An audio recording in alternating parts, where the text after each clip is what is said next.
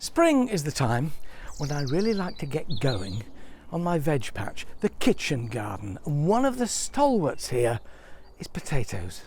And if your garden's small, stick with me, because I've got a neat way where you can grow potatoes even if your space is limited.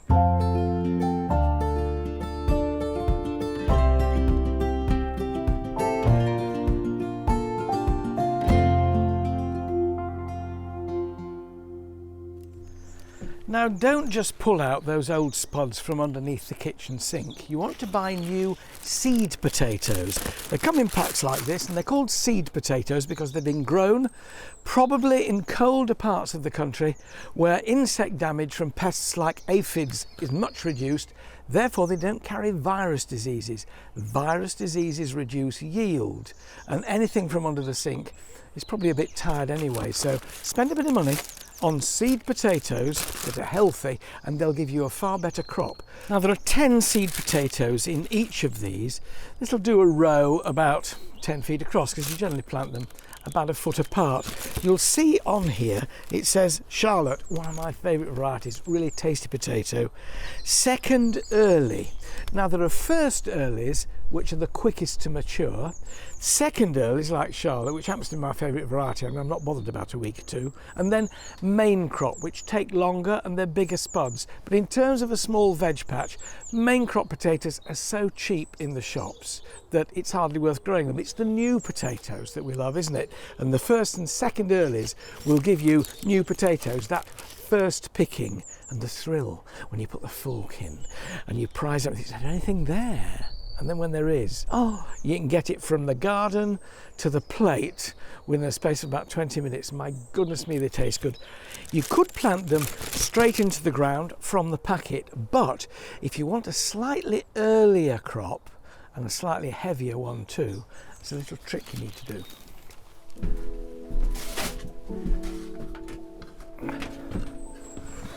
You put them either in egg boxes or an old wooden box like this, in a window in the light, and you get them to sprout a bit. And by having these little sprouts growing, I stack these potatoes eye ends uppermost. The eyes are the buds, and they're on one end of the spud, and you'll find that end. There's a little kind of sort of umbilical cord on the other end where it was attached to its mum's root. Too much information, Alan. But there you are, once you've got them sprouted like this, about 1/2 inch to 1 inch long. That's when they're ready to plant. So this is my kitchen garden. 3 main beds with a small asparagus bed there, because I like asparagus, my wife doesn't. So in this one, I'm going to put the potatoes, and I reckon I can get about 5 rows in here. We're not self-sufficient, but we grow enough to last us right to the following spring. I'm still eating potatoes at the moment that I grew last year. I've spread a taut line from one end to the other, and I'm now going to take out a trench with a spade to a depth of about 6 inches. I'm just using the spade here to take out, it's almost a slit trench, it doesn't need to be terribly wide, about 15 centimetres, 6 inches deep. And this soil is fairly rich already. It's had quite a bit of manure over the years, well, garden compost to be honest, rather than manure. So it's in really good heart. You can see how dark it is. Generally, the darkness of soil is an indicator of its fertility. The darker, the better.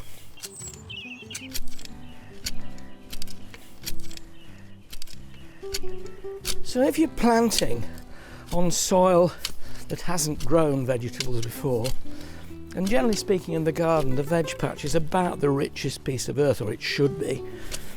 If it's virgin earth, it's always worth working some organic matter in, and some fertiliser as well.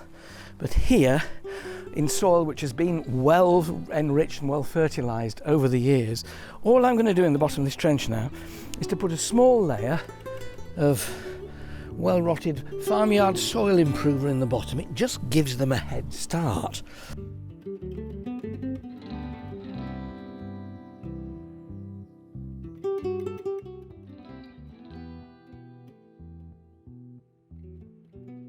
I'm spacing these tubers just about a foot apart, maybe a little bit less.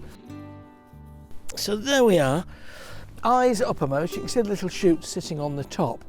It's really rather like tucking children into bed on top of this compost, and then simply a matter of pulling back the earth over the top.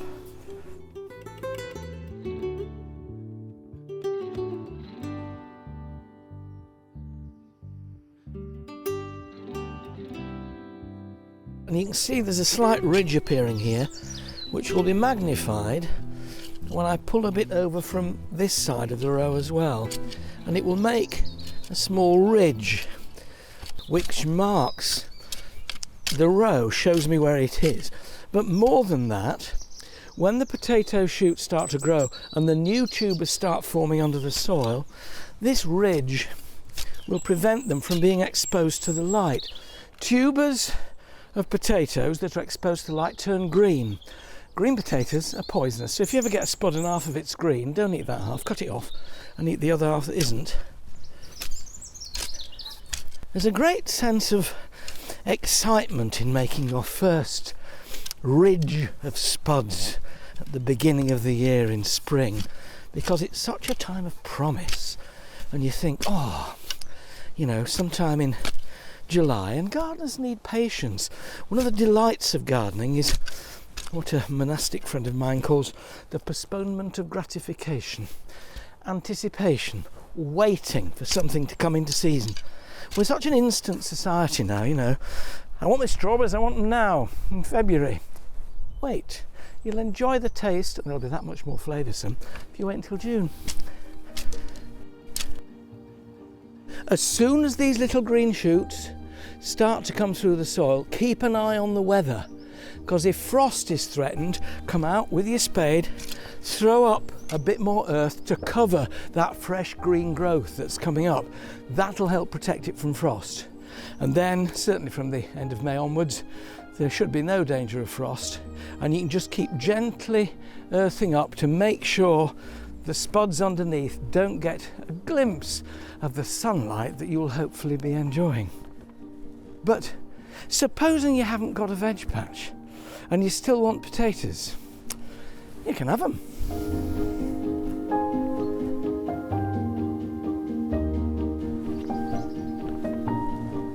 I really don't think that a lack of space should preclude you from having your own new potatoes. So if you can find these potato bags, you can use a sock and grate pot if you want, but these bags that are specifically designed to grow potatoes in are really very useful. They've got plenty of drainage holes in the base, so when the rain does come down or you get a deluge, the excess moisture can go away and stop the potatoes from rotting. Roll the top down to make it about half as deep as it really is.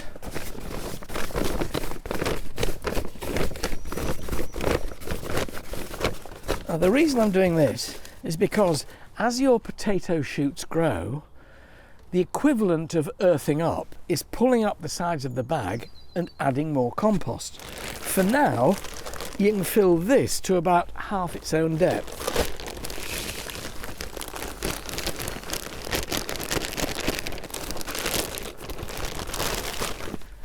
Push it down so there are no air pockets. Not quite there yet.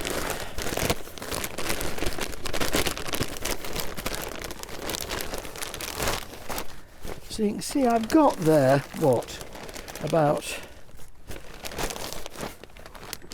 12 centimetres deep of peat-free multi-purpose compost.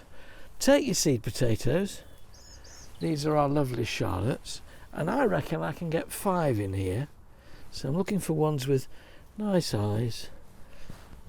There we are, 4, 5, and then just put them in so they're about 5 centimetres, a couple of inches, 4 around the edge and 1 in the middle.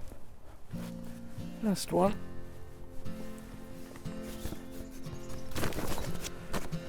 I'll water these in now, stand them here on the hard standing, and as those shoots come up, bit more compost going in, and if it's still a little bit frosty, then I'll be covering the shoots up so they're not frosted by the chilly weather. And then when danger of frost is past, the bag will be fully open to the top. There'll be a good depth of compost, and hopefully when I come to knock this bag out in July, it'll be full of new potatoes, and no veg patch underneath them, just a bit of paving. Just shows you can still grow new potatoes even if you don't have a garden. I'll be posting new videos each week, so subscribe to the channel below and let's get gardening together.